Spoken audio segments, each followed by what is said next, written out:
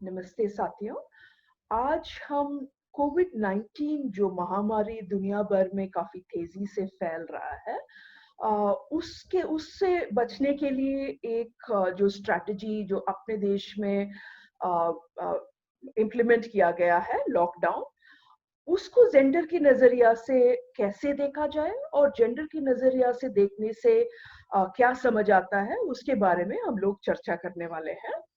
आप सबको पता ही है कोविड-19 दुनिया भर में फैल रहा है काफ़ी तेज़ी से और इससे जूझने के लिए कई सारे देशों में कई सारे स्ट्रैटेजीज़ अपनाया है, काफ़ी कोशिशें हो रही है इस महामारी के बारे में ज़्यादा साइंटिफिक नॉलेज प्राप्त करने को और इन स्ट्रैटेजीज़ में से एक स्ट्रैटेजी है लॉकडाउन।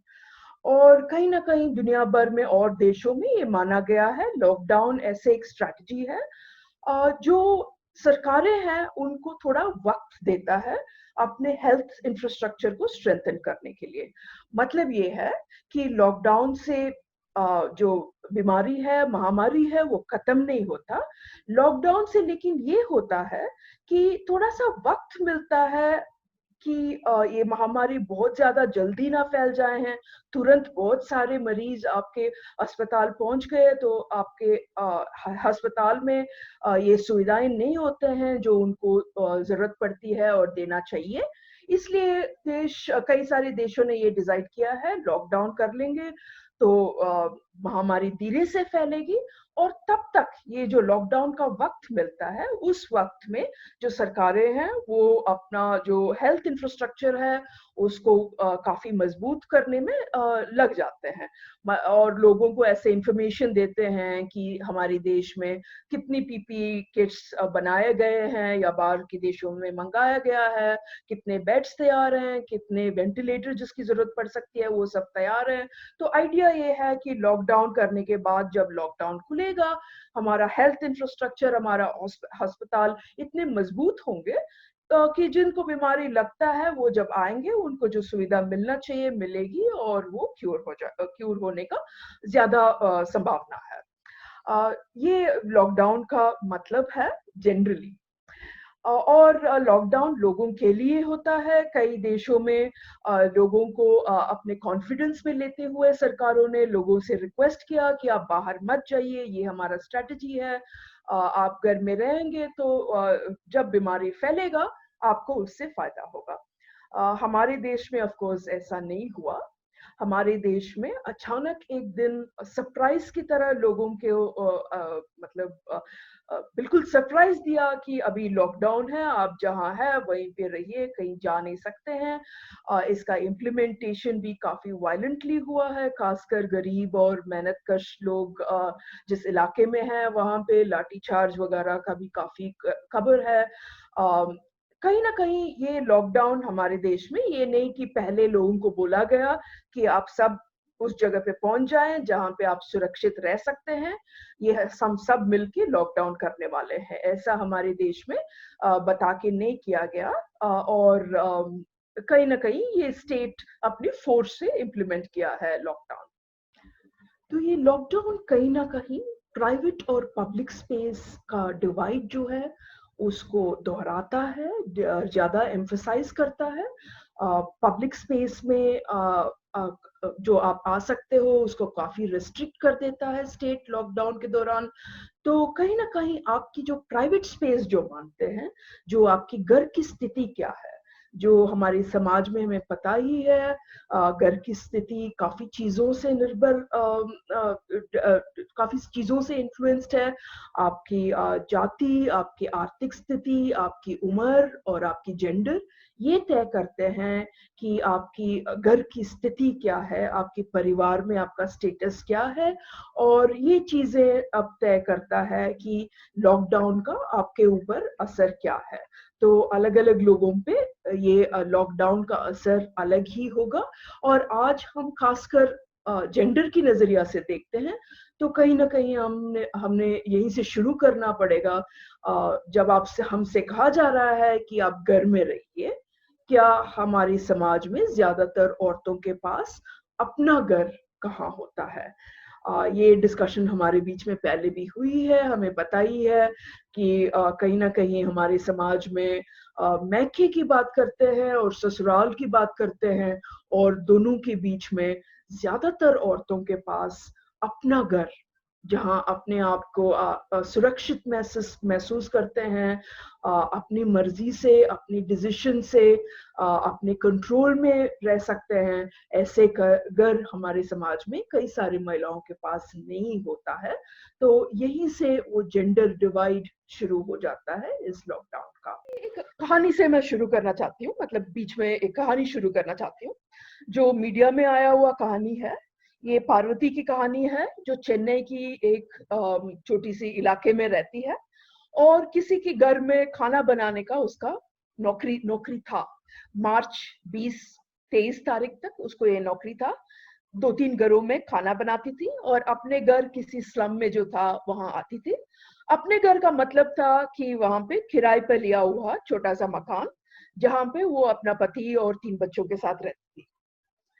जब लॉकडाउन आने वाला था, उसके 2 दिन पहले ही जो इस घर में वो काम करती थी, उन्होंने उसको बोला कि अब ये वायरस तुम्हारी स्लम से हमारे इलाके में फैलने का जरूरत है, तो काम पे आने की जरूरत नहीं है। तो ये बीच में हुआ, महीने के बीच में हुआ, महीना खत्म भी नहीं हुआ, तो उस महीने का तनख्वाह भी खत्म नहीं हुआ, और उस महीना का पूरा तनख्वाह भी उसको नहीं मिला। और वो जो घर में पहुंची, तो घर में सबसे ज्यादा 20 दिन के अंदर, 10 दिन के अंदर, हफ्ते के अंदर कई सारे क्राइसिस उसको फेस करना पड़ा। पहले क्राइसिस जिसकी हम बात करेंगे, वो क्राइसिस है कि पैसा नहीं है, क्योंकि उसको महीने की 20 तारीख हुआ, महीने खत्म नहीं हुआ, तो उसको तनख्वाह नहीं मिला। तो अपने और अपने पूरे परिवार के खाने का जिम्मेदारी उसके पास था, जो घर की किराए का जिम्मेदारी उसके पास था, और वो उसको निभा नहीं पा रही थी। दूसरी तरफ ये था कि उसकी पति जो है काम नहीं करता था काफी साल से, और दारू पी के घर में उसको पीटता था। कहीं ना कहीं कुछ साल से यही, मतलब इकलौता कमाने वाली थी उस पूरे परिवार के लिए, पति के लिए और बच्चों के लिए भी जो स्कूल जाते थे। और ये जब लॉकडाउन हुआ, तुरंत उस पे ये असर पड़ा कि वो, एक तो तुरंत असर तो ये है कि खाने पीने का इंतजाम और अपने बच्चों की जो जरूरतें हैं, बेसिक उसकी पोषण की जरूरत है, वो ना होने की दिक्कत। पर दूसरी तरफ ये भी हुआ कि कहीं ना कहीं उसके घर में जो उसकी पति उसको पीटता था, उसपे उसका थोड़ा कम इसलिए होता था क्योंकि उसी के हाथ में पैसा होता था। अब लॉकडाउन की वजह से उसके हाथ में बिल्कुल पैसा नहीं था। उसकी पति को भी फर्क पड़ा, क्योंकि दारू के लिए पैसा भी इसकी कमाई से ही आता था। और जो पहले भी चलता था, ये नहीं कि डोमेस्टिक वायलेंस कोई नई चीज है जो लॉकडाउन में शुरू हुआ, लेकिन उसका मारना पीटना उसके पति का उसके ऊपर शुरू हो गया। जैसे लॉकडाउन की और समय में होता था, वैसे ही जब पीट रहा है, जब घर की बाहर दौड़ने की कोशिश किया पार्वती ने, उस इलाके में तो आदी थे लोग, मतलब आदत थी कि पता था कि इनके घर में यही चलता है, मारते पीटते हैं, ये दौड़ के आती है। तो ज्यादातर जब छोटी सी घर में जब मारपीट हो रहा होता था, तो वो गलियों में जाके थोड़ी देर, मतलब उससे बचती थी। अब जब गली में निकली, तो सारे लोग जो आसपास हैं चिल्लाने लगे, उस पे बरसने लगे कि घर जाओ, बाहर क्यों घूम रहे हो, वायरस फैल जाएगा। तो बाहर अंदर जाने का मतलब लेकिन ये था कि दोबारा, मतलब वो पिटाई बंद नहीं होगा। तो ये कुछ दिन चलता रहा, 1 हफ्ता चलता रहा। वो पूरे इलाके पुलिस की घेरे में था।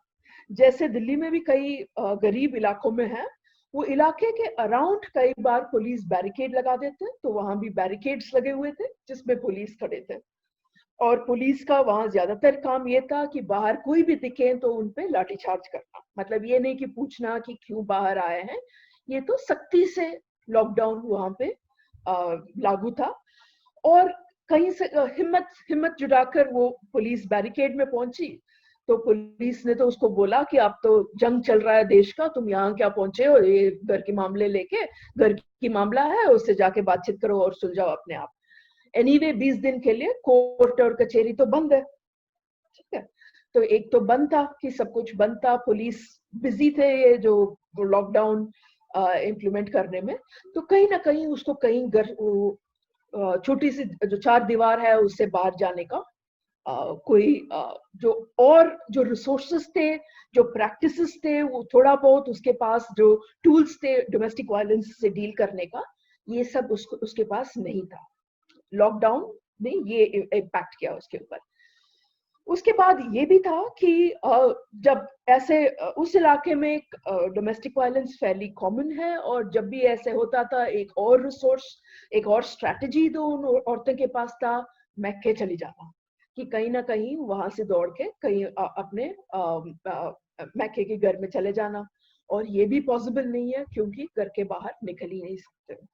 तो कहीं ना कहीं पार्वती जैसे कई सारे औरतें हैं जो ऐसे हालत में फंसे हुए हैं कि कहीं ना कहीं लॉकडाउन का मतलब है कि आपके घर के अंदर ये शोषण को कॉन्स्टेंटली एक्सपीरियंस करना। तो ये लॉकडाउन का कहीं ना कहीं इम्पैक्ट क्या है अगर ये पूछे, तो इसका एक जवाब बिल्कुल नहीं हो सकता है। इसीलिए मैं कह रही हूँ कि लॉकडाउन का इम्पैक्ट क्या है, इसका जवाब इसी में होगा कि आपके घर की हालत क्या है और आपके परिवार नामक जो इंस्टीट्यूशन है उसके रिश्ते और उसकी हालत क्या है। और उसी की हालत के बारे में मैं अब बात करने वाली हूँ। ये ज्यादातर बातें जो अब मैं करने वाली हूँ हम सबको पता ही है, क्योंकि ये चैलेंजेस हैं जिसके अगेंस्ट स्त्री मुक्ति संगठन का लड़ाई जारी है बहुत सालों से, और हमसे पहले और कई सारे लोगों को, कई सारे ऑर्गेनाइजेशंस की। तो उन्हीं की बातें अब मैं आपके सामने रखने वाली हूँ। और कहीं ना कहीं एक लॉकडाउन ने इन चीजों को जो ऑलरेडी हमारी समाज में जो है, जो सोशल इनइक्विटीज है, जो ओप्रेसिव कंडीशंस है, जो नॉन डेमोक्रेटिक रिलेशंस है, ये सबको अच्छी अच्छी तरह हाईलाइट में, लाइमलाइट में दिखाता है। और ये हमें आज की तारीख में इनको ध्यान से देखने की जरूरत है, समझने की जरूरत है, क्योंकि हमारे आगे की लड़ाई के लिए ये कहीं ना कहीं इससे हमें मतलब लेसन्स लेके आगे जाना होगा। ठीक है, तो इसी की बात ये जो उदाहरण मैंने दिया ये किसी मीडिया में आया, चेन्नई की एक्चुअल केस स्टडी है। जो उसके बाद उस औरत ने और कोई संगठन जो डोमेस्टिक वायलेंस के खिलाफ जो काम करता है उनसे भी संपर्क किया, उन्होंने भी कोशिश किया। तो ये एक कहानी है जो काफी कॉमन है, और एक उसका उदाहरण मैं अभी मैंने आपको दिया। तो कहीं ना कहीं जो पार्वती की कहानी है उसी में काफी चीजें आ जाती है जो अभी मैं कहने वाली हूँ।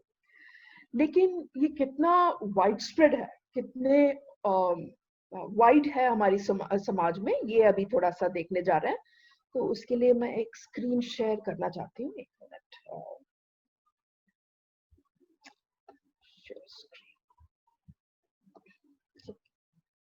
सुधा, इसमें एक चीज मैं थोड़ा पूछना चाहती थी, इसी से जुड़ा हुआ था इसलिए। हाँ? कि जैसे अभी आपने बताया कि जो डीवी के केस रजिस्टर कर सकते हैं वो वाला ऑप्शन खत्म हो गया है।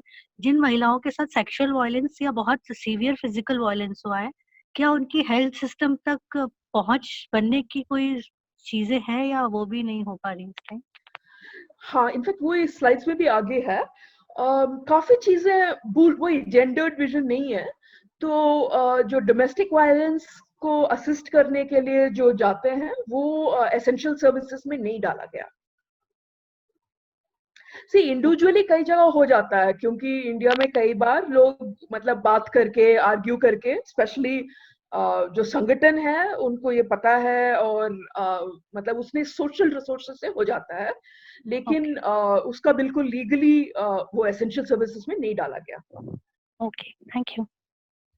हाँ, in fact that is one of the मतलब जेंडर्ड विजन ना होने का हमारी स्टेट का एक और एग्जांपल, उदाहरण वो है कि ऐसी चीजें मतलब डोमेस्टिक वायलेंस में पता है, इतनी वाइड स्प्रेड हमारी सोसाइटी में, फिर भी उसकी रेस्क्यू एसेंशियल सर्विसेज में नहीं डाला गया, उसको एसेंशियल नहीं समझा गया हमारे समाज में। ठीक है, तो यहीं से मैंने शुरू किया कि दुनिया भर में पैंडेमिक चल रहा है, ये पूरे मतलब पूरे ह्यूमैनिटी के लिए एक बड़ा चैलेंज है। लेकिन उस चैलेंज में लॉकडाउन एक स्ट्रेटजी है, एक स्पेसिफिक स्ट्रेटजी है। कई सारे स्ट्रेटजीज हो सकते थे, उसमें एक स्ट्रेटजी लॉकडाउन है, और उसमें भी इंडिया में लॉकडाउन एक यूनिक तरीके से किया गया है, और उसी की हम बात कर रहे हैं। तो जो मैं बात कर रही हूँ ये जनरल नहीं है कि लॉकडाउन हर जगह जहां होगा यही होना है, ये इसका बिल्कुल मतलब नहीं है। लॉकडाउन इन प्रॉब्लम्स के बिना भी और देशों ने किया है, उसकी भी मैं बीच बीच में बात करूंगी। और लॉकडाउन सिर्फ एकमात्र सोल्यूशन स्ट्रैटेजी नहीं है पैंडेमिक से डील करने के लिए। और लॉकडाउन स्ट्रैटेजी पैंडेमिक लॉकडाउन का रिश्ता पैंडेमिक से तभी है अगर लॉकडाउन के दौरान हेल्थ इंफ्रास्ट्रक्चर इंप्रूव किया गया हो, क्योंकि वही लॉजिक था दुनिया भर में लॉकडाउन करने का। तो ये कहने का मतलब ये है कि लॉकडाउन इसलिए किया क्योंकि उसके दौरान हेल्थ सिस्टम इतना इंप्रूव कर लेगा कि ज्यादातर लोगों को लगना ही है वायरस, जब ये लगेगा वो हेल्थ सिस्टम तैयार होगा। तो ये भी याद रखने वाली बात है लॉकडाउन के बारे में। ठीक। तो ये स्पेसिफिक लॉकडाउन इंडिया का जो हमारी समाज और हमारी सरकार की खासियत की बात अभी करने वाली हूँ। ठीक है, तो पहली बात यह है कि जब जेंडर की बात करते हैं, ये याद रखने वाली बात है कि ज्यादातर औरतें वर्कर्स हैं। तो वर्कर्स का जो जो प्रॉब्लम बिल्कुल हम सबको पता भी है और काफी हम डिस्कस भी किया है, डिस्कस भी हो रहा है, वो सब औरतों का भी मामला है। जो वर्कर्स का इश्यू है, जहां उनके बारे में लॉकडाउन में सोचा ही नहीं गया, उनका क्या सिचुएशन होगा, कैसे वो वेज के बिना रहेंगे, उनकी मतलब घर का मतलब क्या है, उन स्पेशली माइग्रेंट्स हैं तो उनकी घर में लॉकडाउन के पहले वो घर पहुंच जाए, इसकी इंतजाम किया जाए, ऐसे कुछ भी नहीं किया गया।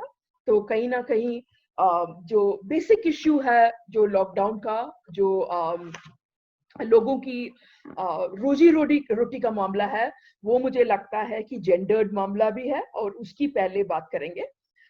वो जेंडर्ड इस मतलब ये जो प्रॉब्लम है सारे वर्किंग क्लास का है, और हमें हमेशा इस स्ट्रगल में उस चीज को याद रखना है। जेंडर्ड लेंस से देखना इसलिए जरूरी है क्योंकि इंडिया में 81% औरतें जो काम कर रहे हैं, 81% औरतें जो काम कर रहे हैं वो इनफॉर्मल इकोनॉमी में काम कर रहे हैं। तो औरतें, ज्यादातर औरतें कामगार औरतें हैं, और उनमें से ज्यादातर इनफॉर्मल इकोनॉमी में काम कर रहे हैं। वो ज्यादातर ऐसे अनस्किल्ड पार्ट टाइम ऐसे क्लासिफाइड हैं। इसका मतलब ये नहीं है कि उनके पास स्किल नहीं है या फिर वो पार्ट टाइम कर रहे हैं। फॉर इंस्टेंस जो घरों में काम कर रहे हैं वो भी पार्ट टाइम वर्कर हैं, लेकिन वो 7 घर में काम कर रहे हैं। तो पार्ट टाइम वो 7 बार पार्ट टाइम कर रहे हैं, तो फुल टाइम से भी ज्यादा ही काम कर रहे हैं। लेकिन ये लेबर क्लासिफिकेशन की बात कर रहे हैं। सरकार की तरफ से जब ऐसे क्लासिफाई होता है, इसका मतलब है कि वो ज्यादातर अनरजिस्टर्ड है, उनकी कोई भी सिक्योरिटी नहीं होता, जॉब सिक्योरिटी नहीं होता है, कोई भी वेलफेयर नहीं होता है, हेल्थ जो ऑर्गेनाइज्ड सेक्टर में कुछ वर्कर्स को प्रिविलेज्ड वर्कर्स कह सकते हैं जिनको मिलता है। दूसरी खासियत, मतलब हम जेंडर को हमें इसलिए देखना चाहिए क्योंकि वुमेन वर्कर्स के बीच में यूनियनाइजेशन बहुत ज्यादा कम है। जो सेक्टर्स वुमेन ज्यादा है वहां ज्यादातर यूनियनाइजेशन नहीं है। इसके कई सारे कारण हैं। कुछ लोग यूनियंस की भी अपना बोलते हैं कि पास्ट में हेजिडेंसी जो यूनियनाइजेशन करते हैं, लेकिन एक और बड़ा जो एस्पेक्ट है कि जेंडर के साथ जेंडर आइडियोलॉजी। अच्छा, टाइम हमारा अनलिमिटेड हो गया, ट्रेनों तो चलता रहेगा। अच्छा, उसका मैसेज आया। तो ज्यादातर एक्सपेक्ट करता है, सोसाइटी एक्सपेक्ट करता है, एम्प्लॉयर्स डिमांड करते हैं, और फैमिली और एम्प्लॉयर दोनों कंस्ट्रेन करते हैं वुमेन को डॉक्साइल होने का। तो कहीं ना कहीं ये वुमेन को यूनियनाइजेशन एक मुश्किल चीज होता है जिस सेक्टर में वुमेन प्रिडोमिनेट करते हैं। हमारे बीच में भी कुछ साथी इन सेक्टर्स में काम करते हैं इन औरतों के साथ, वो भी यही बताते हैं कि यूनियनाइजेशन बहुत ही मुश्किल होता है, क्योंकि औरतें कहीं ना कहीं, उनको एम्प्लॉयर से तो है ही डिमांड कि वो यूनियनाइज ना करें, लेकिन उनके पास जो घर पहुंचते हैं वहां भी कोई सपोर्ट नहीं होता ऐसे एक्टिविटीज का। इसीलिए भी यूनियनाइजेशन वुमेन डोमिनेंट सेक्टर्स में बहुत ज्यादा कम होते हैं। इंडिया में दुनिया में शायद एक सबसे ज्यादा वेज गैप जो होता है, जैसे मतलब इसका मतलब है औरतों को काफी कम वेतन मिलता है आदमियों की तुलना में। एक ही काम के लिए अलग अलग वेतन मिलता है। 34% गैप है वुमेन और मेन के बीच में। सॉरी, ये एक ही काम के लिए नहीं है, but general veg gap women और मेन के बीच में 34% है इंडिया में, जो दुनिया में सबसे ज्यादा में से है। एग्रीकल्चर हमारा काफी फेमिनाइज्ड है, वो हम और संदर्भ में हमारे बीच ये डिस्कशन हुआ ही है। लेकिन अब जब माइग्रेंट्स को देखते हैं, जो इतने बड़े नंबर्स में आदमी जो बाहर आए हैं इंडिविजुअली विदाउट फैमिलीज, जहां गांव में जो एग्रीकल्चर है वो वुमेन के बल पे कई बार चलता है, तो एग्रीकल्चर भी सिवियरली फेमिनाइज्ड है हमारे देश में। ये सब चीजें हैं जो हमें लॉकडाउन से पहले ही पता था। लॉकडाउन से इसलिए ये सब इन सब का रिश्ता है क्योंकि ये सब हमें कहते हैं कि ये उन वर्कर्स में से है जिनको इस लॉकडाउन में सबसे ज्यादा नेगेटिवली प्रभावित किया है। So women workers are going to be और are some of the worst affected by the lockdown, most negatively affected among the lockdown. सिर्फ वुमेन नहीं है उसमें, ऐसे जो वर्कर्स और भी हैं, किसी भी जेंडर की हैं, उनका भी यही हालत है। लेकिन ये जेंडर्ड लेंस हमें ये दिखाता है कि वुमेन इसमें सिग्निफिकेंट पार्ट है, जो ऐसे वर्कर्स। कुछ एग्जांपल्स मैंने यहाँ दिया है, जैसे कंस्ट्रक्शन सेक्टर में भी औरतों का मिस्त्री का रोल बहुत बहुत कम मिलेंगे आपको। औरत जो मिस्त्री बने हुए हैं ज्यादातर हेल्पर के रोल में होंगे। डोमेस्टिक वर्क की तो बात किया ही है मैंने, पार्ट टाइम माना जाता है कि कई घरों में काम कर लेते हैं पार्ट टाइम में। सेक्स वर्कर्स एक है, कई सारे जेंडर्स की है, सिर्फ औरतें नहीं है, उनकी भी ऐसे ही होता है, अनरजिस्टर्ड है, लॉ लीगल इलीगल की बीच की लाइन में कहीं पड़ता है। हॉस्पिटैलिटी सेक्टर वर्कर्स हैं, सेल्स और मार्केटिंग में कई सारे हमारी दुकानों में, मॉल्स में जो औरतें हैं। गारमेंट सेक्टर एक बड़ा सेक्टर है जहाँ वुमेन प्रिडोमिनेट करते हैं और डोमिनेट में ज्यादा नंबर्स में मिलते हैं, और वहाँ यूनियनाइजेशन नहीं है। टी गार्डन वर्कर्स जैसे असम में है, उनकी हालत के बारे में काफी स्टोरीज फेसबुक वगैरह में आ रहा है। दूसरा आशा वर्कर्स है, जिसकी मैं बात फ्रंटलाइन वर्कर्स में करने वाली हूँ। इन सब सेक्टर्स में ऐसा है कि पे के ऊपर कोई लेजिस्लेशन बहुत अच्छा काम एक तो है ही नहीं, अब काम नहीं करता। बहुत ज्यादा अंडरपेड सेक्टर्स हैं, बहुत ज्यादा हाई रिप्लेसमेंट रेट है इनको इन सेक्टर्स में। ये कुछ एग्जांपल्स हैं, और भी सोच सकते हैं। दूसरी बात जिसमें मैं आने वाली हूँ, ये फ्रंट लाइन की बात। अभी भी हम काम की बात कर रहे हैं, वर्कर्स की बात कर रहे हैं। फ्रंट लाइन वर्कर्स की बात, अब फ्रंट लाइन वर्कर्स हम सबको पता होगा, जो भी मीडिया में थोड़ा भी नजर डालते हैं तो उसकी बात हो रही है।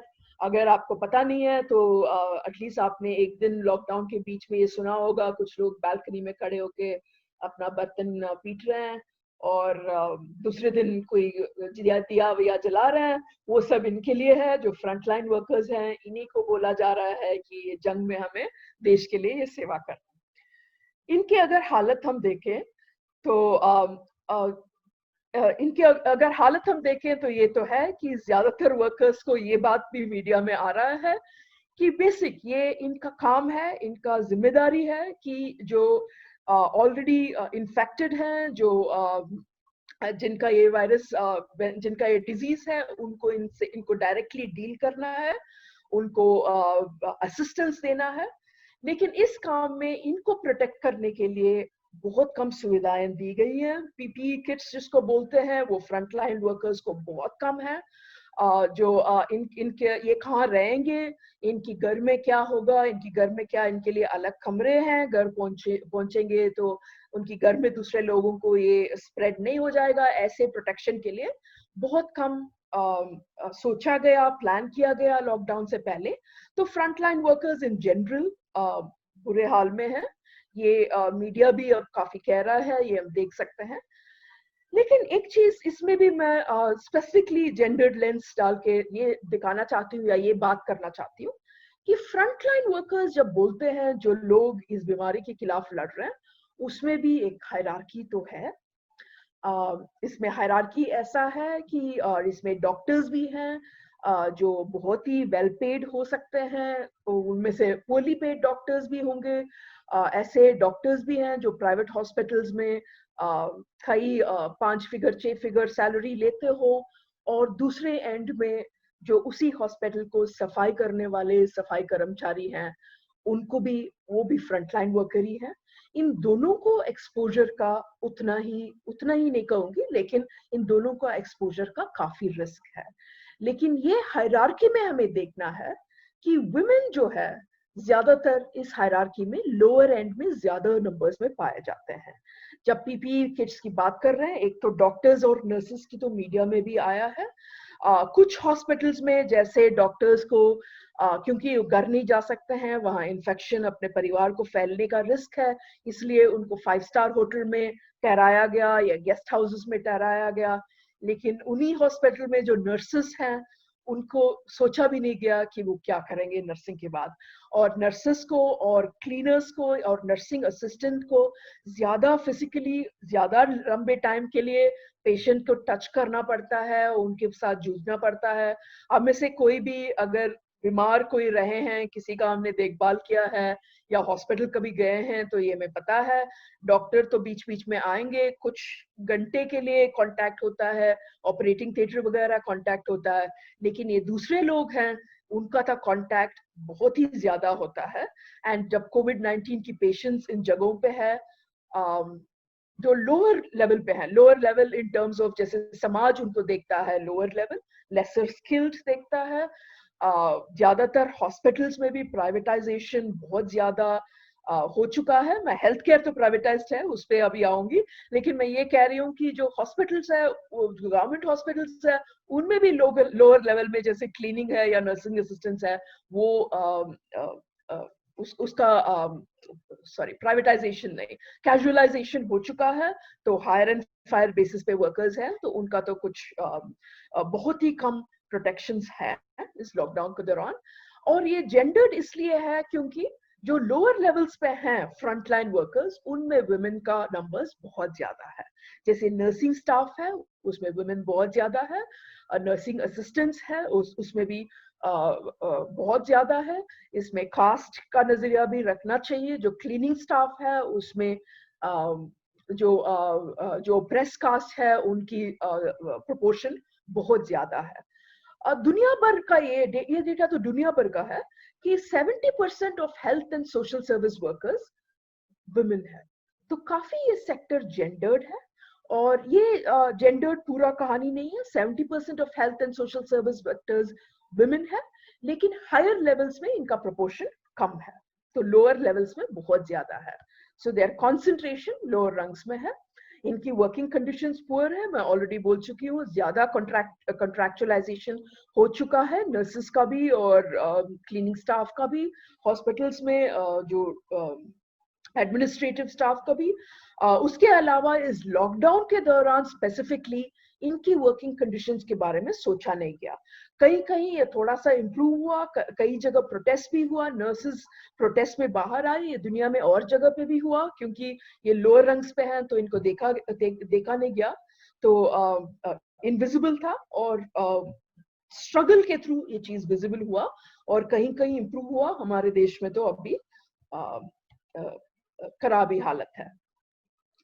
तो इनकी एज अ वर्कर इनकी जो प्रोटेक्शन मिलना चाहिए और उनकी फैमिली को जो प्रोटेक्शन मिलना चाहिए, नहीं मिल रहा है। एक्स्ट्रा वर्क आवर्स, क्योंकि एक वॉर, एक पैंडेमिक के साथ एक शब्द जो जुड़ गया, उससे फेमिनिस्ट हमेशा थोड़ा मतलब सस्पिशियस ही होना चाहिए। जब भी वॉर की बात आती है, जब भी नेशन की बात आती है, ज्यादातर ये हेजिमोनिक बातें हैं, दबाने वाली बातें हैं। दूसरी जो चीजें हैं वो सब की बात हम कर नहीं सकते हैं। ऐसे हेजिमोनी क्रिएट करने के लिए ये शब्द कई बार इस्तेमाल होता है। तो यहाँ भी हम देखते हैं कि ये लोअर लेवल स्टाफ का वर्क आवर्स काफी ज्यादा एक्स्ट्रा है। आशा वर्कर्स की अगर आप देखें, पूरे पिछले 5 साल में आशा वर्कर्स की कई जगह कई बार स्ट्राइक होता रहता है, इसलिए क्योंकि उनको बिल्कुल ही कॉन्ट्रैक्चुअल स्टाफ का ही दर्जा दिया जाता है। उनकी पे 7,000 से 9,000 महीने है, पूरे देश में यही रेंज है। और उनको वैसे भी इवन जो लॉकडाउन की और समय भी उनको घर घर जाके कई सारे घंटे काम करना पड़ता है, कई फिजिकली टैक्सिंग काम करना पड़ता है। और कोविड में ये बिल्कुल फ्रंट लाइन है, उनको कई जगह भेजा गया है कि घर घर जाओ और सर्वे करो। और देखो आप रिस्क हर घर में जाके, जब लॉकडाउन में है आप घर घर जाके सर्वे करना चाहते हो। और इस समाज में जहां ये कोविड-19 या किसी भी की बीमारी को लेके इतना स्टिग्मा है, लोग बताना नहीं चाहते हैं कि उनको ये बीमारी हो गया, क्योंकि उनको लग रहा है, स्टिग्मा तो पता ही है आपको ना कि कई बार ये लग जाता है तो दूसरे लोग आपको अलग तरीके से ट्रीट करते हैं, आपके ऊपर आपकी फैमिली से भी ऑस्ट्रेसाइजेशन करते हैं। तो ऐसी स्थिति में इनको घर घर जाना होता है, इनके पास मास्क, ये फोटो में जो फोटो मैंने लगाया है उसमें फिर भी N95 का मास्क दिख रहा है, लेकिन और ग्लव्स दिख रहा है, लेकिन ये पहले की फेज में ये भी नहीं दिखता है। वो क्लॉथ दुपट्टा ओढ़ के कई आशा वर्कर्स घर घर जा रहे थे। और फ्रंटलाइन वर्कर्स के खिलाफ अटैक मीडिया में कई बार आया है, लेकिन हमें ये भी उसमें देखना चाहिए, उनमें से कई केसेस में ये फ्रंटलाइन वर्कर्स जिनका बात कर रहे हैं, ये पुअरली पेड आशा वर्कर्स हैं जिनको घर घर भेजा जा रहा है। जो पॉलिसी मेकर्स जो इनको इतनी रिस्क में डाल रहे हैं, उनकी बात हमें बिल्कुल करना चाहिए। ये जेंडर्ड भी मामला है, क्योंकि ये ज्यादातर वुमेन वर्कर्स हैं जिनका यूनियनाइजेशन काफी वीक रहा है। ठीक है, ये हो गया वर्कप्लेस का जो एक्सपीरियंसेस, जेंडर्ड एक्सपीरियंसेस की बात मैंने अभी तक किया। अभी मैं एक और चीज और मैं इसमें बस ऐड करना चाहती हूँ कि सिवियर फाइनेंशियल डिस्ट्रेस है, ये कई लोगों को है, वर्किंग क्लास को काफी वाइडली है, ये हमें पता ही है।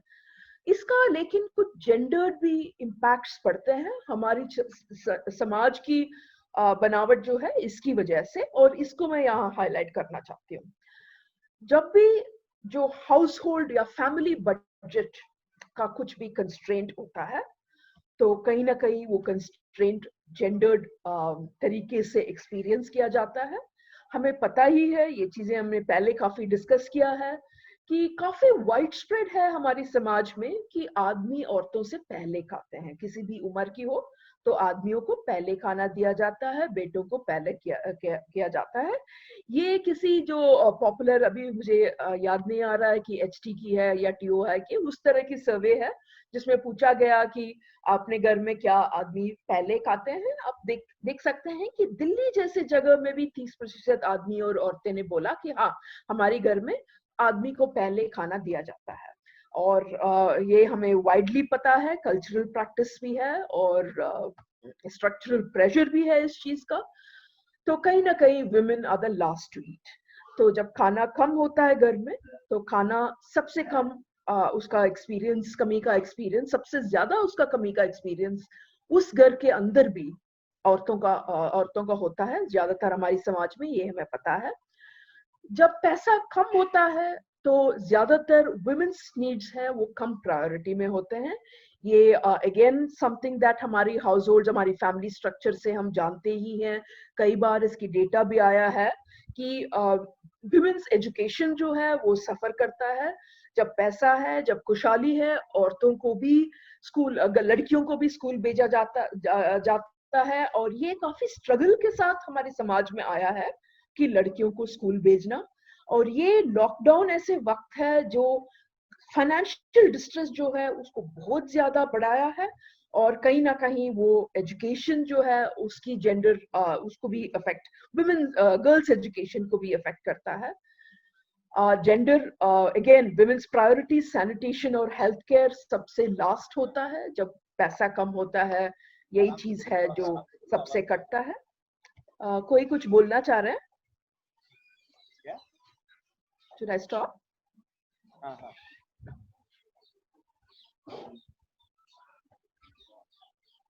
ठीक है, रेनू कोई बोलना चाह रहे हैं क्वेश्चन तो मुझे बता देना, ठीक है? पहले एक बार खत्म हो जाना चाहिए, फिर हम लोग को बीच में क्वेश्चंस लेना चाहिए, मेरा सजेशन है ये। हाँ, मेरी आवाज आ रही है क्या? एक बार खत्म कर लेते हैं बात, उसके बाद ले लेते हैं क्वेश्चन। और मुझे हाँ है तो अगर कोई चैट बॉक्स में डाल देगा कौन पूछना चाह रहा है सवाल, तो इजी होगा देखना। हाँ, और पहले एक हाँ, बार ये पूरा बात खत्म कर ठीक है, लेते हैं। चैट और एक बॉक्स में डाल दें। चैट बॉक्स में डाल और दें तो मुझे पता रहेगा कौन पूछ रहा है। और एक बार ठीक है, खत्म हाँ बात, उसके बाद क्वेश्चन लेंगे। हाँ, क्योंकि इससे जुड़ी हुई काफी बातें आगे आना है, तो ये खत्म नहीं है ये बात। जो हेल्थ और सैनिटेशन, जो वुमेन्स प्रायोरिटी, जो बजट हाउस फैमिली बजट में नहीं कम होता है, वो भी अभी आगे आने वाला है अगले स्लाइड में भी, तो थोड़ी देर रुक जाना। तो ये तो हमें पता ही है कि वुमेन ज्यादा मैलनरिश्ड है मेन से हमारे देश में। 53% वुमेन अनीमिक है, ये भी एक कंजर्वेटिव एस्टिमेट है। प्रेग्नेंट वुमेन में तो अनीमिया का जो डेटा है हमारे देश का 74% से भी ज्यादा है, तो काफी हाई रेट्स ऑफ अनीमिया है। तो ऐसे भी न्यूट्रिशियस खाना वुमेन को कम मिलता है हमारे समाज में। स्कूलिंग में भी हम देखते हैं, स्कूल एनरोलमेंट रेट्स लड़कियों का काफी बड़ा है देश में, तो स्कूल एनरोलमेंट रेट्स लड़कियों का ज्यादा है लड़कों से। ये एक करंट डेटा ये दिखाता है। लेकिन ये भी बात है कि एवरेज टाइम जो लड़की और लड़का एजुकेशन में स्पेंड करते हैं वो लड़कियों का आधा है। तो लड़के जो स्कूल में एनरोल हो जाते हैं उनका ज्यादा एजुकेशन होता है, ज्यादा साल एजुकेशन होता है, और क्वालिटी ऑफ एजुकेशन में भी काफी फर्क है लड़कियों में और लड़कों में। तो ये सब जनरल डेटा है हमारी देश के, हमारे समाज के। और ऐसे समाज में जब लॉकडाउन आता है और फाइनेंशियल डिस्ट्रेस आता है, तो इन चीजों पे और ज्यादा फर्क पड़ने वाला है, यही बात मैं यहाँ रख रही हूँ। और दूसरी बात जो लॉकडाउन स्पेसिफिक है, जो हमारे कुछ साथी जो आज भी यहाँ पे हैं, जो काम कर रहे हैं, उन्होंने भी शेयर किया है, इसलिए इसको यहाँ रख रही हूँ कि वुमेन का कल्चरल रिस्पॉन्सिबिलिटी होता है अपने बच्चे को खिलाने का। वैसे तो एक बच्चे, हमारे समाज में एक बच्चे को खिलाने का रिस्पॉन्सिबिलिटी हम सबको है, हम सबको लेना भी चाहिए, होना चाहिए कि इस समाज में एक बच्चा भूखा किसी दिन सो रहा है। लेकिन ये पर्टिकुलर ये भी है कि माँ का रिस्पॉन्सिबिलिटी और सेंस ऑफ रिस्पॉन्सिबिलिटी बहुत ज्यादा होता है। वो कल्चरली भी डाला गया है। तो उससे इस लॉकडाउन के दौरान जब बच्चे को दूध नहीं दे पाते हैं, जो बच्चे को जो पोषण है वो दे नहीं पाते हैं, तो साइकोलॉजिकल स्ट्रेस और डिस्ट्रेस औरतों के बीच में, माओं के बीच में बहुत ज्यादा है। और जैसे मैंने कहा, मैं ये एक्सपेरियंशियल डेटा से डाल रही हूँ, जो हमारी बीच की साथी ने मेरे साथ जो शेयर किया, उसी की बात यहाँ डाल रही हूँ। जब खाना ऑर्गेनाइज नहीं कर पाते हैं अपने बच्चों के लिए, जब बहुत ही बुरा हाल होता है औरतों का, साइकोलॉजिकल स्ट्रेस बहुत ही हाई है।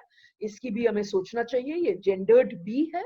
ये नहीं कह रही हूँ कि आदमियों को ये डिस्ट्रेस या स्ट्रेस नहीं है, बट ये कल्चरल रिस्पॉन्सिबिलिटी एक अलग तरह की साइकोलॉजिकल स्ट्रेस को भी पैदा करता है, क्योंकि वुमेन कई बार अपने सेल्फ वर्थ को भी इससे जोड़ते हैं कि हम अपने बच्चे को दूध दे पाया कि नहीं। दूसरी तरफ ये भी होता है कि जो स्टीरियोटाइप है आदमियों का कि मेल मैस्कुलिनिटी का, कि वो अपने घर के लिए प्रोवाइड करते हैं, ये अगेन ये regionally caste segregated, all of these caste region, ये सबसे बहुत ज्यादा वेरिएशंस है।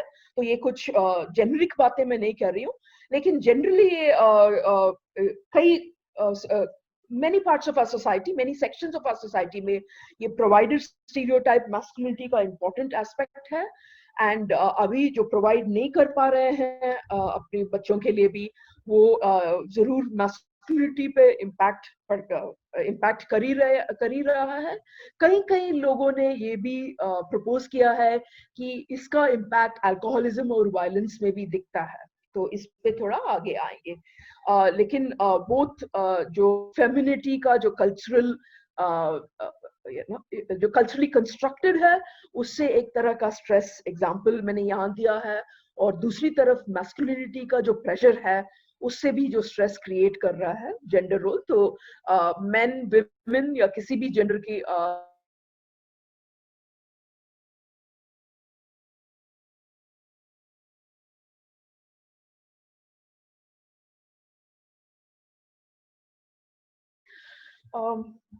टाइम देख लूं मैं, एक मिनट। कि ठीक है। दूसरा लॉन्ग टर्म इकोनॉमिक, रेनू कितने बजे शुरू किए थे, कितनी टाइम तक चलो? 4:50 हो रहा है, मुझे बता देना थोड़ा।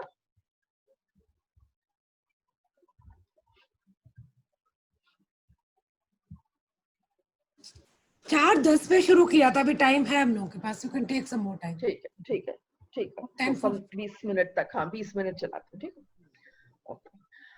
तो लॉन्ग टर्म इकोनॉमिक प्रोस्पेक्ट्स की बात बहुत ही ब्लीक या खराब स्थिति है।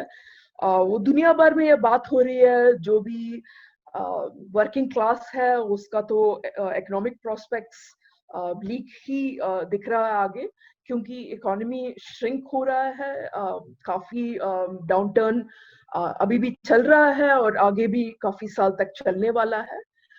इसका जेंडर्ड इम्पैक्ट भी होगा, क्योंकि जो ऑर्गेनाइज सेक्टर में काम वैसे ही कम है, हमने पहले भी देखा barely 20% वुमेन ऑर्गेनाइज सेक्टर में काम करते हैं हमारे देश में, वो भी अब करके कम होने वाला है, क्योंकि organise sector work as such कम होने वाला है, या कोई भी सिक्योर वर्क इस इकोनॉमी में कम होने वाला है। ऑलरेडी हम देखते हैं कि अनएम्प्लॉयमेंट रेट 7% था लॉकडाउन से पहले सबके लिए, लेकिन औरतों के लिए 18% था अनएम्प्लॉयमेंट रेट। ये भी बढ़ने की संभावना है, क्योंकि अपॉर्चुनिटीज काफी कम, इकोनॉमिस्ट यही कह रहे हैं कि वर्क अपॉर्चुनिटीज कम ही होगा। इंडिया में already one of the lowest female labour participation rates, ये 2017 का डेटा है। दुनिया भर में औरतों का लेबर पार्टिसिपेशन रेट्स काफी बड़ा है पिछले सेंचुरी में, ज्यादातर देश में हमसे ज्यादा है, हमसे कम शायद नहीं, हमसे कम सिर्फ पाकिस्तान, यमन, सीरिया और इराक है। इनके अलावा बाकी सारे देश में फीमेल लेबर पार्टिसिपेशन रेट हमारे देश से ज्यादा है। तो ऑलरेडी हम ये खराब स्थिति में हैं, और जिस तरीके के लॉकडाउन हमारे देश में लगाया गया, लागू अभी हम झेल रहे हैं, उससे और भी खराब होने वाला है। अनपेड केयर वर्क हम एक्सपेक्ट करना चाहिए कि काफी बढ़ने वाला है। लॉकडाउन के दौरान जो हो रहा है केयर वर्क, उसकी अभी मैं आगे बात करूंगी। ये लॉन्ग टर्म की बात कर रही हूँ कि ये बीमारी की भी आगे लोग बात कर रहे हैं, तो केयर वर्क घर के अंदर जो बीमार हैं, जो बुजुर्ग हैं, उनकी देखभाल का ज्यादातर जेंडर्ड होता है हमारे समाज में, औरतों का काम माना जाता है, और ये भी इंक्रीज होता है। और ये भी एक रीजन लोगों ने ढूंढा है कि हमारे देश में फीमेल लेबर पार्टिसिपेशन रेट कम है। अनपेड केयर वर्क काफी वुमेन के हिस्से का ही होता है, इससे भी लेबर पार्टिसिपेशन रेट कम है। हम ये भी देख सकते हैं कि कम औरतें हैं जो मोबाइल जॉब्स में हैं, जहाँ कहीं भी जा सकते हैं।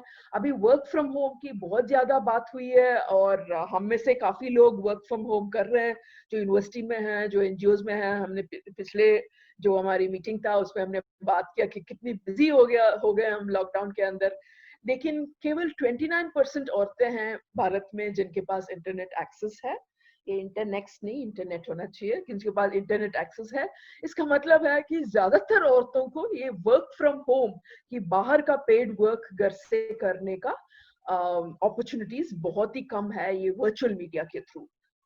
और पीस रेट जैसे काम तो है, लेकिन ये जो वर्क फ्रॉम होम जो काफी रोमांटिक दिखता है, अभी जूम से हम काम कर लेते हैं, उस टाइप की काम बहुत कम प्रतिशत लोग हैं हमारे समाज में जो कर सकते हैं, आदमी औरत दोनों ही, और ज्यादा ये औरतों के बीच में तो बहुत ही कम है। ठीक है, अब आते हैं कि लॉकडाउन के दौरान क्या हो रहा है औरतों के घर में। इनमें से काफी चीजें हमें पता ही है, क्योंकि हम जेंडर पे काफी साल से काम कर रहे हैं, डिस्कस कर रहे हैं, समझते हैं इन बातों को। लॉकडाउन से पहले औरतें ऑन एन एवरेज, देखो ये एवरेज निकाल रहे हैं, उन घरों में जैसे शायद मेरी जैसे औरतें हैं जिनको हेल्प है और थोड़ा बहुत मतलब एक्सपेक्ट करते हैं कि सब लोग घर में काम करें, और उन औरतें जो जिनके लिए कुछ भी हेल्प नहीं है, उन सबको एवरेज करके भी ये पाया जाता है कि ऑन एन एवरेज इंडिया में औरतें 6 घंटे अनपेड वर्क हर दिन घर में करते हैं। तो घर का काम 6 घंटे का कम से कम करते हैं। और इसी देश में, इसी समाज में आदमी ज्यादातर 52 मिनट्स घर का काम करते हैं। ठीक है, ये डेटा जनरली एवरेज होते हैं और it's not that they have to be accurate, but आपको दिखता है जो प्रोपोर्शन घर की काम का कैसे शेयर हो रहा है घर के अंदर। लॉकडाउन के दौरान घर का काम ज्यादा हो गया, ये सब हमको पता ही है। मुझे लगता है कि यहाँ हमने भी महसूस किया, तो उसको कहने की जरूरत नहीं है। सब लोग घर में ही हैं 24 घंटे, कहीं बाहर नहीं जा रहे हैं, तो और भी काम बढ़ जाता है। तो एक्सपोनेंशियल इंक्रीज है घर की काम का, घर में जो काम है उसका। बच्चे भी अब स्कूल नहीं जाते हैं, 24 घंटे घर में रहते हैं, तो उनकी देखभाल का काम भी बढ़ गया है। एंड जैसे बीमारी जहां जहां फैलता है, वहां बीमारों का देखभाल का काम भी काफी ज्यादा है। हम होम आइसोलेशन की काफी आसानी से बात कर लेते हैं कि सिम्टम्स कम है तो होम आइसोलेट कर लेना, लेकिन घर में जगह भी होना चाहिए, तो उनकी और ज्यादातर उनकी देखभाल करने के लिए कोई और जो अनपेड हाउस वर्क करें, वो भी उनकी भी जरूरत है। तो ज्यादातर जो मतलब थोड़ा बहुत जो बात आ रही है मीडिया में, जो लोग इसकी बात कर रहे हैं, ये क्लियरली ये कह रहे हैं कि ये वर्क भी इसी प्रोपोर्शन में शेयर हो रहा है या इससे भी कम प्रोपोर्शन में शेयर हो रहा है। ये इंक्रीज्ड काम ज्यादातर औरतें ही करते हैं। आदमी हमारे, मुझे लगता है कि 10 साल या उससे भी ज्यादा साल पहले कैलेंडर आया था, घर की काम में जिम्मेदारी पुरुषों का भी जिम्मेदारी। ये एक स्त्री मुक्ति संगठन का बहुत साल पहले एक कैलेंडर था। वो आज भी वो स्ट्रगल जारी है, क्योंकि आज भी यही पाते हैं कि घर की काम में मैन की साझेदारी बिल्कुल ही नहीं होता, बहुत ही कम होता। इसके कई सारे कारण भी बोलते हैं कि या कुछ जगह मैन रिफ्यूज करते हैं कि नहीं कर रहे हैं, दूसरी जगह ये बहाना हो जाता है कि उनको सिखाया नहीं गया, कुछ जगह होता है कि वो अच्छे नहीं करते हैं, हम मतलब औरतें जितना अच्छे करते हैं उतना अच्छा नहीं करते हैं। दूसरी बात होता है कि जरूरी काम, ये बहुत ही इम्पोर्टेंट है कि आदमी जरूरी काम करते हैं इसलिए घर की काम नहीं कर सकते हैं। और ऐसे भी रीजन होता है कि ये औरतों का काम है, ये कैसे कर लें आदमी। तो ये सब ज्यादातर बहुत ही कॉमन रीजंस है। अगेन ये सब हमें पता ही है, ये लॉकडाउन के बाहर भी ये होता है, लेकिन लॉकडाउन का इम्पैक्ट में एक्सपोनेंशियल इंक्रीज जो है हाउस वर्क का, उसमें ये औरतों की कमर तोड़ने वाली बात हो जाती है। घर के काम जो घर में करना होता है, इसमें हम आइडियोलॉजिकल बात है कि औरतें खुद भी इसके लिए कंडीशनड हैं, एक्सेप्ट करते हैं कि आदमी का काम नहीं है। कई बार ये औरतों का सेल्फ वर्थ इससे जुड़ा होता है कि हम बहुत बढ़िया साफ घर को साफ रखते हैं।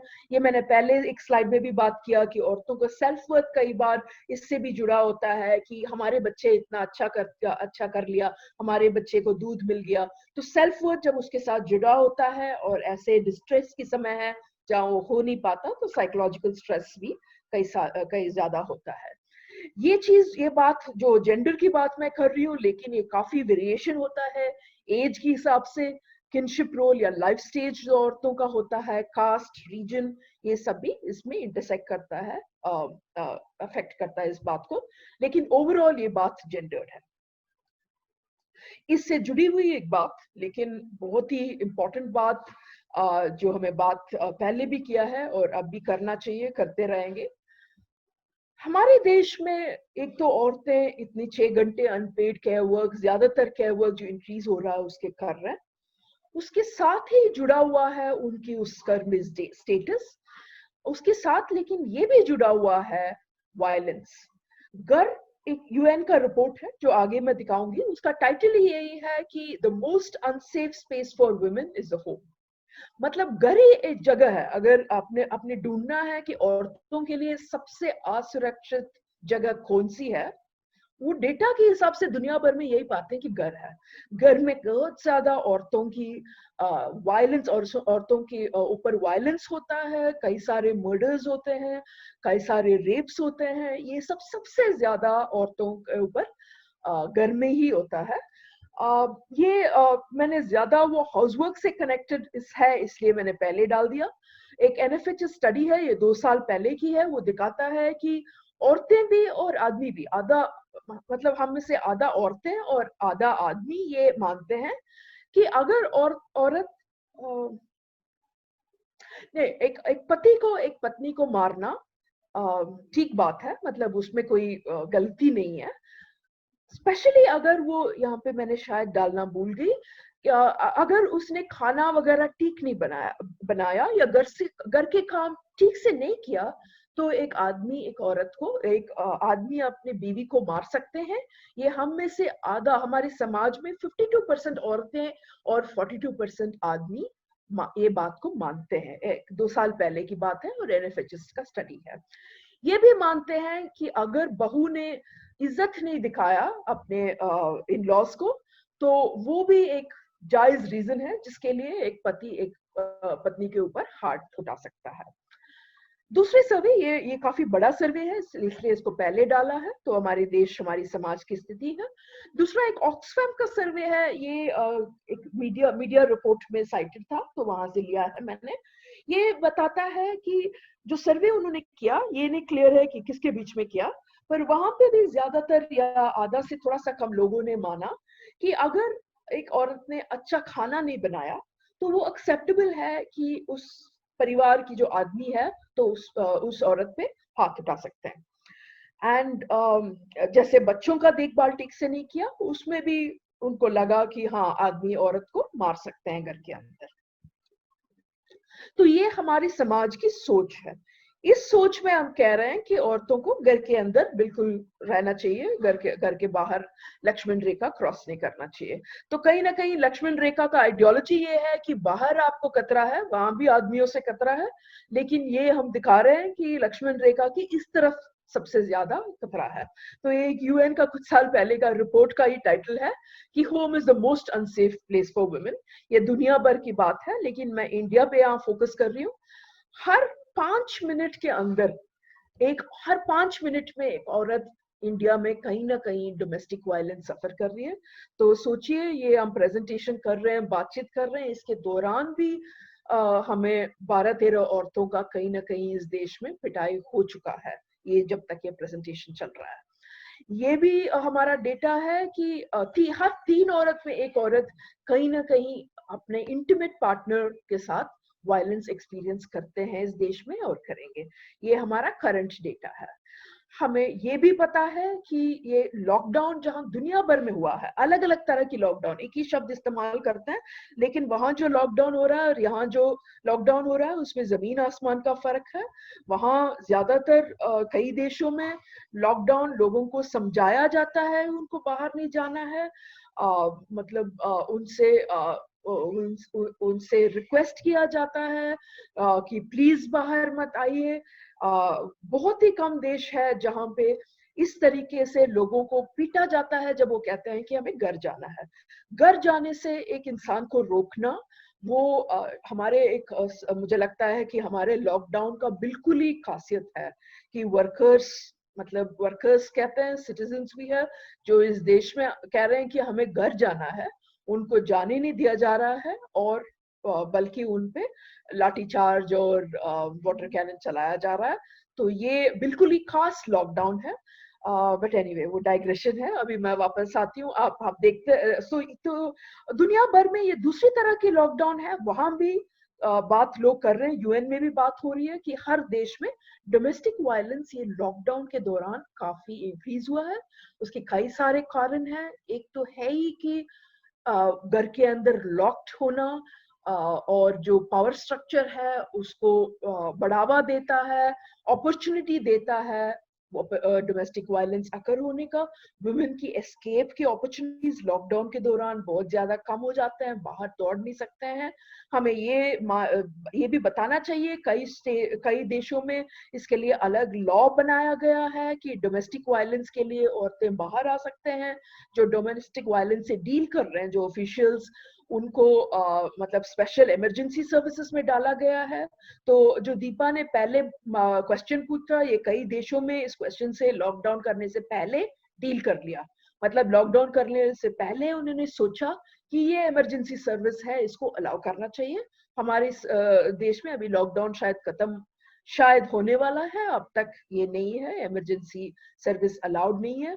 और दूसरी बात ये है कि कुछ देशों में उन्होंने ये भी लॉ लाए हैं लॉकडाउन में कि अगर डोमेस्टिक वायलेंस होता है, जो डोमेस्टिक वायलेंस कर रहा है, ज्यादातर पुरुष होते हैं, उसको उस घर से निकाल दिया जाएगा और कहीं और रखा जाएगा होम में, शेल्टर होम में।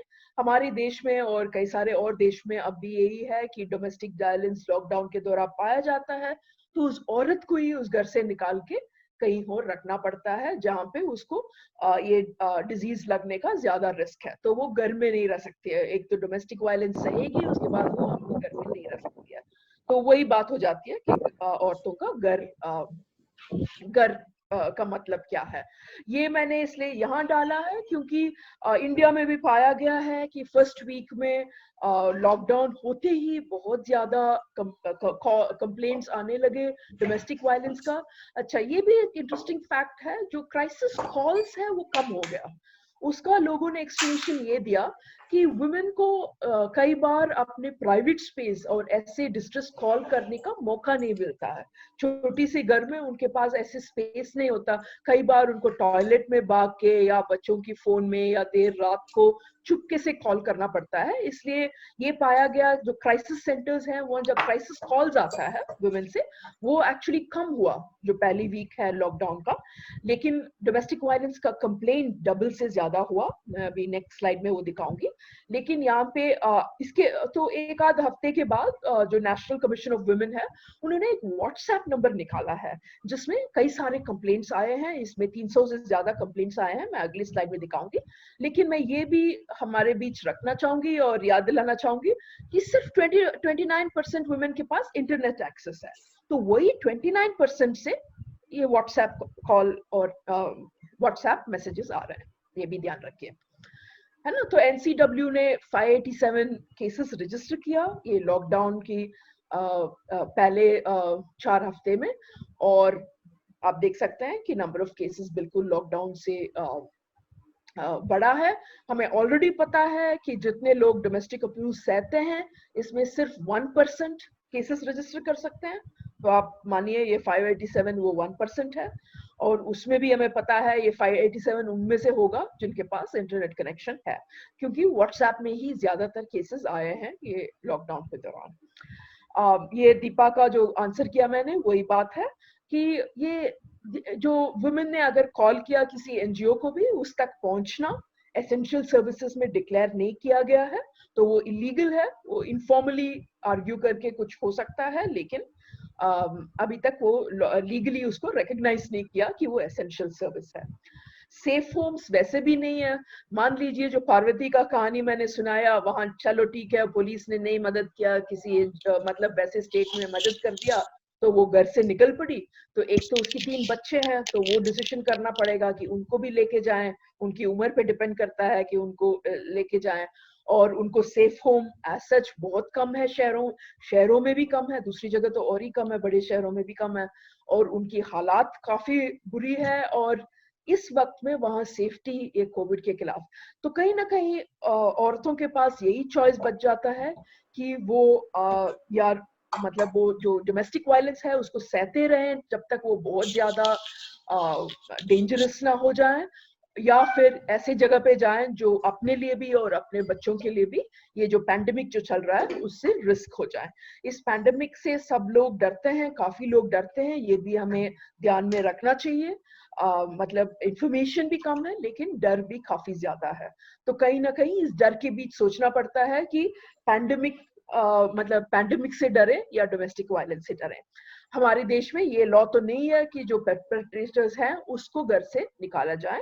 ये कुछ देशों में किया है जो बहुत बढ़िया चीज है, जो यूरोपियन देशों में किया है। मतलब डोमेस्टिक वायलेंस का अगर कंप्लेन हो, जो डोमेस्टिक वायलेंस कर रहा है उसको निकाल दे, और जहाँ पे क्वारंटीन वगैरह हो रहे हैं वहां पे किसी जगह पे डाल दें, है ना। ये इजी मतलब रिलेटिवली इजी सॉल्यूशन है, लेकिन एक प्रतिशतात्मक समाज, हमारे समाज में बिल्कुल इसकी होने का चांसेस नहीं है। दूसरी बात जिसमें मैं यहाँ कम बात करूंगी लेकिन महत्वपूर्ण है, तो शायद डिस्कशन में आगे बढ़ाएंगे, क्योंकि वक्त मेरे पास 1 घंटा हो गया, तो कोशिश करूंगी कुछ मिनट्स में खत्म कर दूं।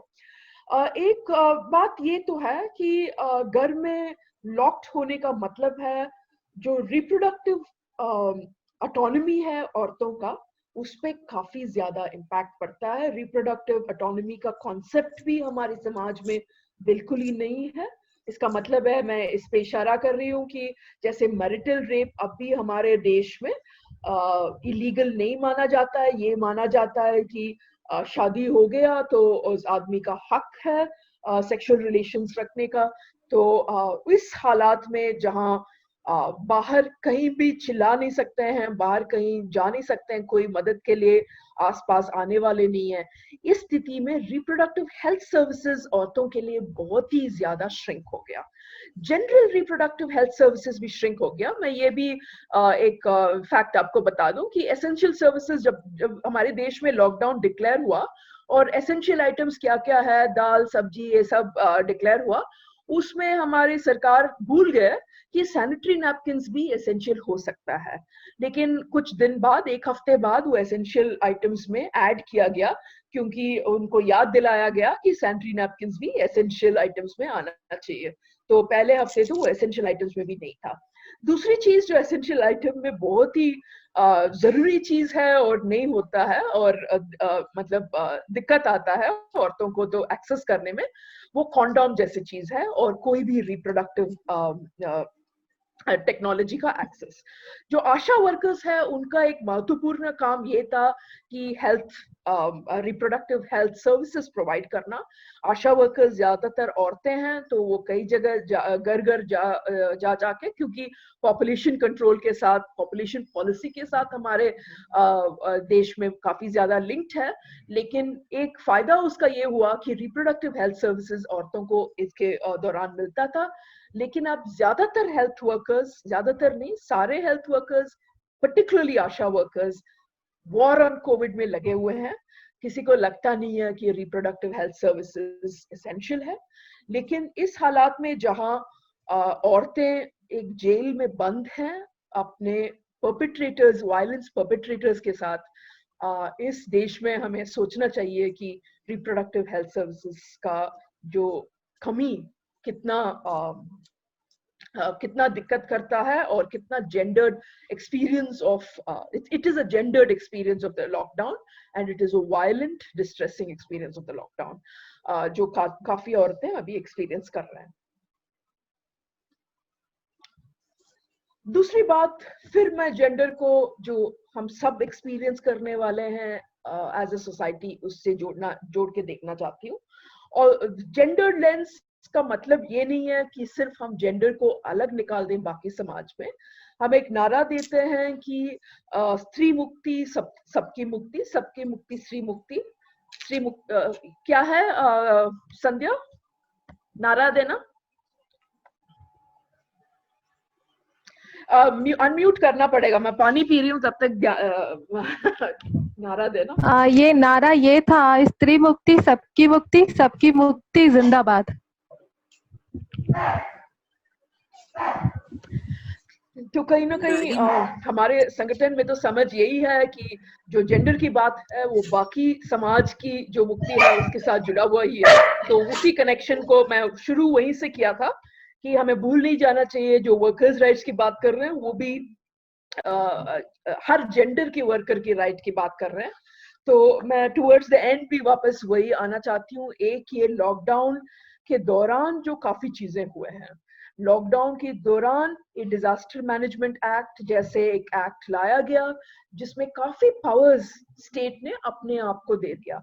मतलब जो सिटीजन्स हैं उससे अपने पावर्स काफी ले लिया। ये एक्ट के अंडर काफी ज्यादा जो हमारे लॉज हैं, जो काफी स्ट्रगल्स ने लड़के पाए हैं, उन लॉज को काफी बैक ट्रैक हो रहा है। वो मतलब स्टेट वो राइट्स हम सबसे वो ले रहा है।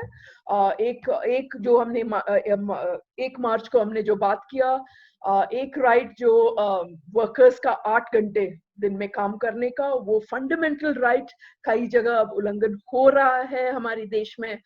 कई जगह वर्कर्स को 12 आवर्स काम करने पे मजबूर कर रहे हैं वो लॉ चेंज करके। और अभी हमें दूसरी बातें भी पता ही है कि वर्कर्स को रोका जा रहा है घर जाने से, फोर्सिबली रोका जा रहा है, मैं ये कहूंगी। और स्टेट ने ये राइट्स जो हार्ड वन राइट्स है जो वर्कर्स का, सिटीजन्स का, उसको काफी लॉकडाउन के नाम पे छीन रहा है। काफी यूएपीए का जो एक्टिविटीज है वो काफी तेजी से हमारी सोसाइटी में ये लॉकडाउन के दौरान चल रहा है। लॉकडाउन के दौरान एंटी टेररिज्म के नाम पे काफी कुछ चल रहा है कश्मीर पे, जिसपे मीडिया में बिल्कुल हमें पता नहीं चलता, क्योंकि हम पैंडेमिक की ही बातें ज्यादातर करते रहते हैं। हमारे बीच में से काफी लोग जो सीएए के खिलाफ प्रोटेस्ट कर रहे थे, जो शाहीन बाग में बैठे थे और जगह जो बैठे थे, उनको अरेस्ट किया गया।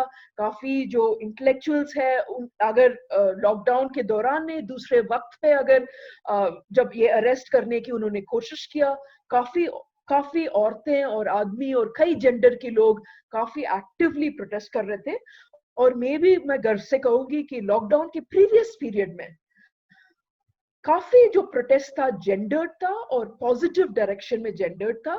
काफी जो प्रोटेस्ट जो चल रहा था, ऐसे जो अनडेमोक्रेटिक एक्टिविटीज जो और फासिस्ट एक्टिविटीज जो हमारे समाज में चल रहा है, चाहे वो लिंचिंग जैसे मामले हो, कम्युनल मामले हो, और स्टेट की ऐसे जो एक्टिविस्ट को अरेस्ट करने के मामले हो, इन सब में वुमेन और जेंडर, नॉन मेल जेंडर के लोग काफी ज्यादा मतलब नंबर्स में आए थे, काफी लीड कर रहे थे इन स्ट्रगल को, काफी चोट भी खाए। तो ये सब हमारी गर्व की बात है।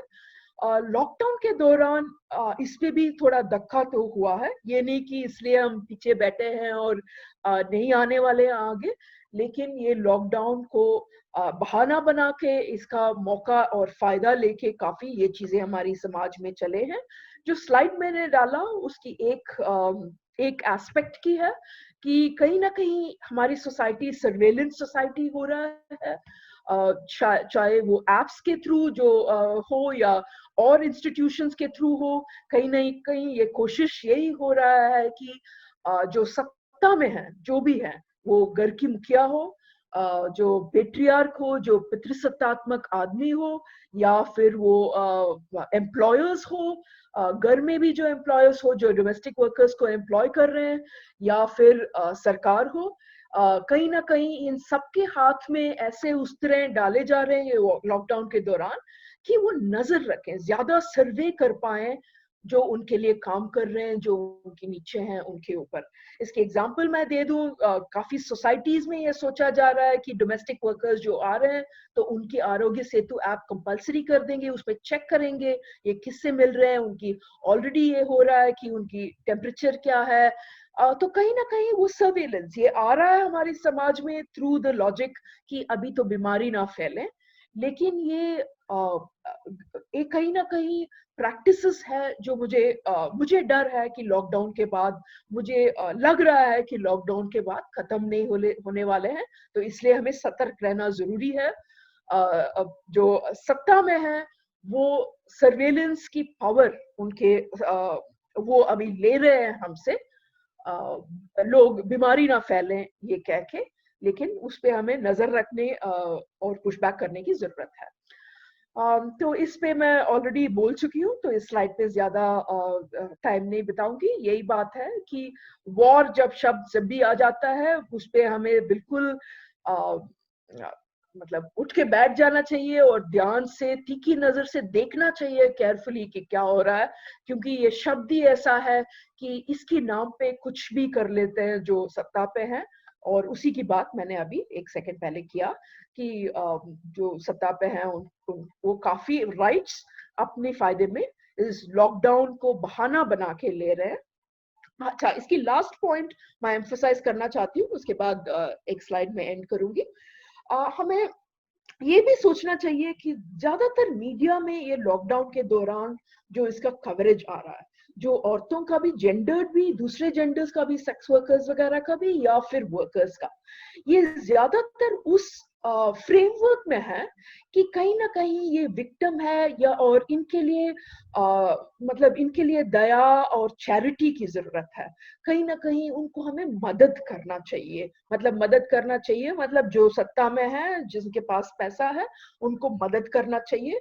मुझे लगता है कि हमें इससे भी सावधान रहना चाहिए कि उनको, ये गरीब जो हेल्पलेस हैं, जिनको चैरिटी चाहिए, जैसे हमारे जो लीडर्स हैं वो भी कहते हैं कि जो एम्प्लॉयर्स हैं उनको ध्यान रखना चाहिए अपने वर्कर्स का। हमें अच्छी तरह पता है, पितृसत्ता को समझते हैं तो हमें पता है कि कैसे ध्यान रखते हैं।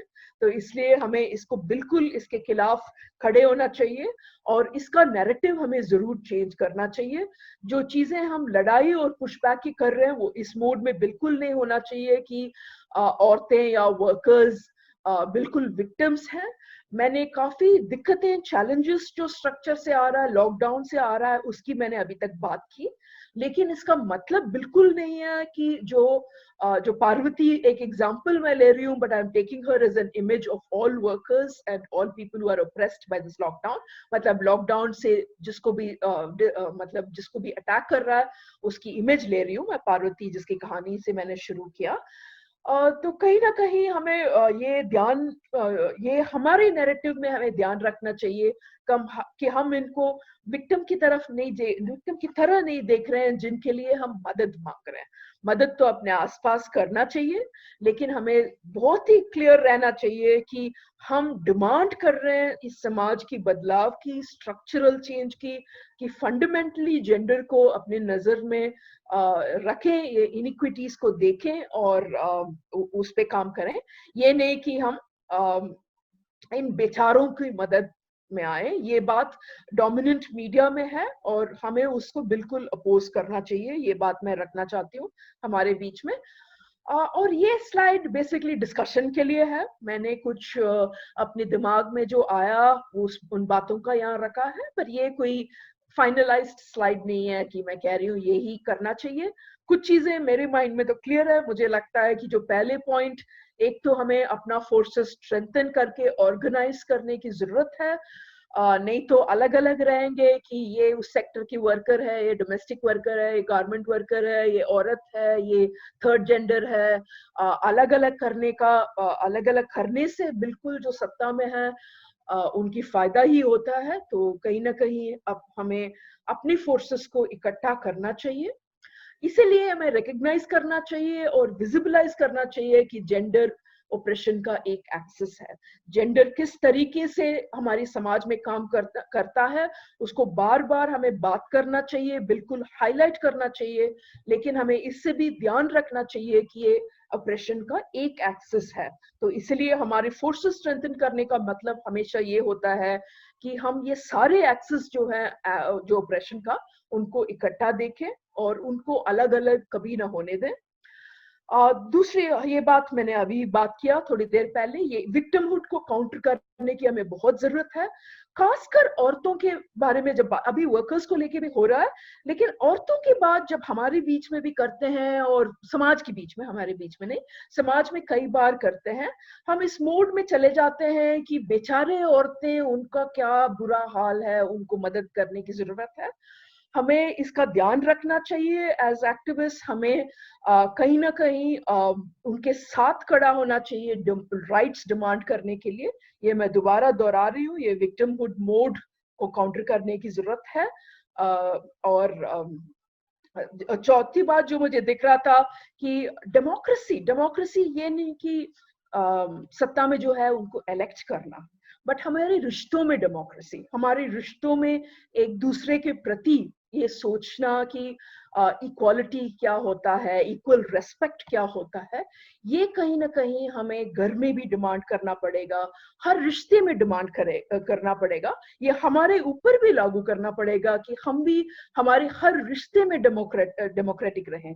ये मैं इलेक्शन की बात नहीं कर रही हूँ, but recognition of the other as an equal rights bearing person, इसकी बात कर रही हूँ जब बात कर रही हूँ। और पब्लिक इंस्टीट्यूशंस को तो है ही, मतलब पुलिस कई सारे देश देश में काफी अपने मतलब याद रखते हैं कि वो लोगों की सेवा में पुलिस होता है, लोगों के लिए पुलिस होता है। हमारे देश में कई बार पुलिस की खबर, या हमारे द्वारका के इलाके में भी जिस तरीके से हम देखते हैं लाठीचार्ज करते हैं जो बाहर आते हैं, तो क्लियरली दिखता है कि पुलिस को खुद भी अपने माइंड में ये नहीं है कि वो लोगों को लोगों की पुलिस है। ये लगता है कि सत्ता की पुलिस है और लोगों को कंट्रोल करने के लिए है। ये चौथी बात मैं रखना चाहती हूँ। और ये थोड़ा सा वेग सा है, लेकिन अभी तक जो बात मैंने किया है उससे ये तो क्लियर है कि लॉकडाउन के बाद आगे आने वाले सालों में सोशल रिलेशंस में काफी बदलाव दिखेगा। ये क्या बदलाव है मैं अभी प्रेडिक्टिव मोड में नहीं जाना चाहती हूँ, बट इसकी बात हमें आगे और ध्यान से बात करना चाहिए। जो टेक्नोलॉजी की चेंज भी होता है, सोशल रिलेशनशिप्स की भी चेंज होता है, जो इकोनॉमी, ब्रॉडर इकोनॉमी की भी चेंज हो रहा है, एंड उसके हिसाब से हमें ऑर्गेनाइजेशनल स्ट्रेटजीज इवॉल्व करने की बहुत ज्यादा जरूरत है। तो ये ज्यादा विश लिस्ट भी है और कमिटमेंट भी है। मुझे लगता है कि हमारे संगठन जरूर ये करेगा और ये हमारे काम है आगे की। इसी से मैं ओपन करना चाहती हूँ कि इसमें और लोग जोड़ें, अपनी बात रखें, let's discuss more on this. यही मैं एंड करती हूँ।